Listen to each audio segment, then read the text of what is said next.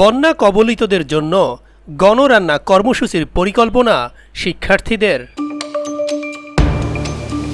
দেশের বিভিন্ন জেলায় বন্যার্ত মানুষকে সহযোগিতা করার জন্য গণত্রাণ সংগ্রহ করছে বৈষম্য বিরোধী ছাত্র আন্দোলন।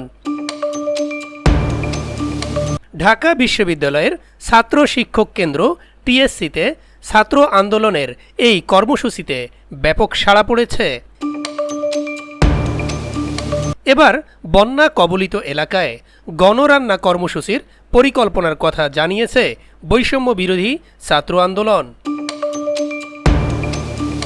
প্রিয় দর্শক, অনুরোধ রইল ভিডিওটিতে একটি লাইক দিয়ে আমাদের ইউটিউব চ্যানেলটি সাবস্ক্রাইব করে দিবেন এবং ভিডিওটি সম্পর্কে আপনার মূল্যবান মতামত কমেন্টস করে জানাবেন।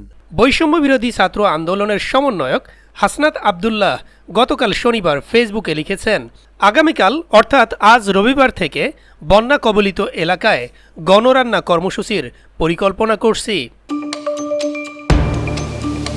আপনারা শুকনো খাবারের পাশাপাশি চাল, ডাল, তেল, আলু, পেঁয়াজ, লবণ, মশলা নিয়ে চলে আসুন।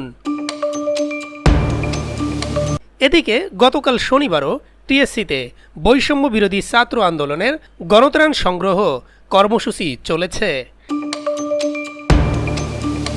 টিএসসির মূল ফটকের সামনে বৈষম্য বিরোধী ছাত্র আন্দোলনের ব্যানারে চেয়ার টেবিল সহ বুথ তৈরি করে গণত্রাণ সংগ্রহ করা হয়েছে, যেখানে ত্রাণ পৌঁছে দিতে হাজারো মানুষের ঢল নেমেছিল।